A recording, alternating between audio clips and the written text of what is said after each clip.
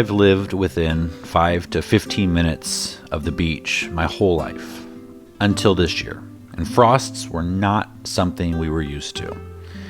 And this year, well, 2 days ago, we woke up to something we had never seen before.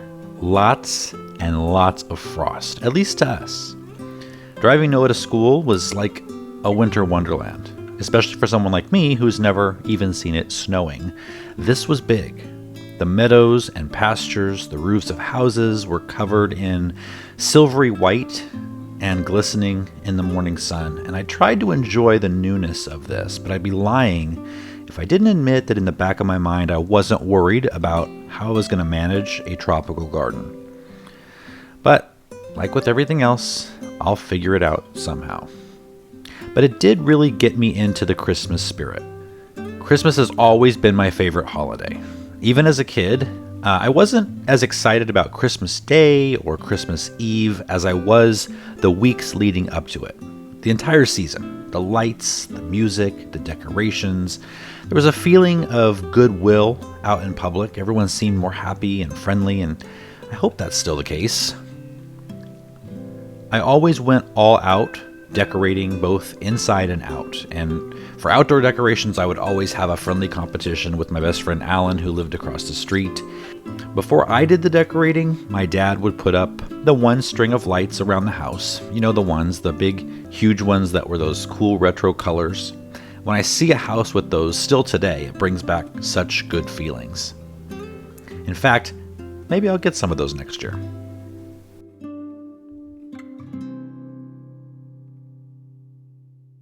This year we swapped Christmas trees with Emily's parents. They moved into a house with lower ceilings, and we moved into a house with higher ceilings. So they got our 7-foot tree and we got their 9-footer. And of course, the large windows with the nook demanded that we put it right there in the center. There really was no other choice. And Emily wanted the tree to match the new farmy feel of the house, but with a touch of glamour and sparkle. And I really wanted to add in, the ornaments I've had most of my life, but I had to admit I liked how it turned out without them. So next year, we're going to get a smaller tree for the other side of the living room, and we'll use that one to satisfy my sentimentality.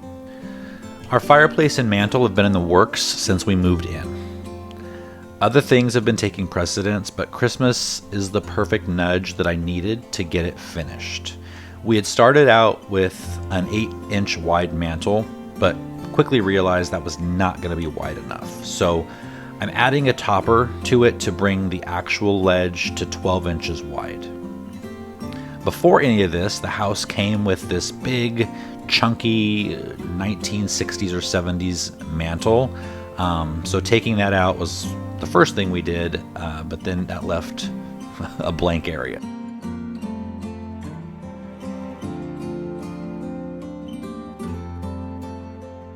I was always disappointed that we didn't have a mantle in the house I grew up in. We had a fireplace, but no mantle. And then later on, I actually created a temporary mantle out of scrap lumber that I would cover with pine garland so you couldn't see, the old beat up wood with nails coming out of it. Then I grew up and Emily and I got married, and our first apartment had no mantle or fireplace for that matter. And the next house we lived in, where Noah was born, again, no fireplace or mantle. And then we moved into our previous house.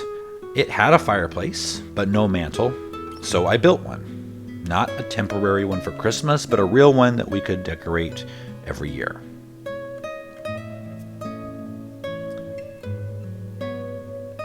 And like I said, this house had a mantle, but not one that was my favorite, so we built one. Several years ago, when my grandmother passed away, I had her old Christmas tree, and I took it apart and I used the branches to decorate our old mantle with. I brought those branches with us to the new house to work into the new garland that will fit this larger space a lot better. A little of the old and a little of the new. Again, I'm a big softie when it comes to family mementos. I guess that's one of the many reasons I love Christmas.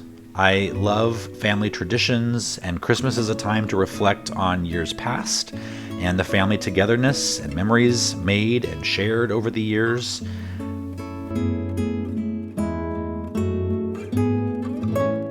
It's a time to cozy up in front of a fire with family and, watch all of those great classic Christmas movies.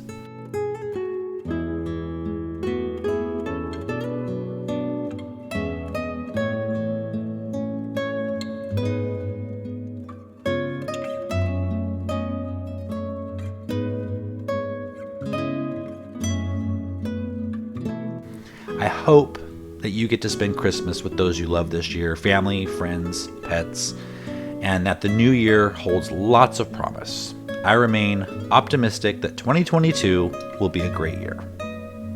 Merry Christmas from our new homestead to you. We'll see you in the new year.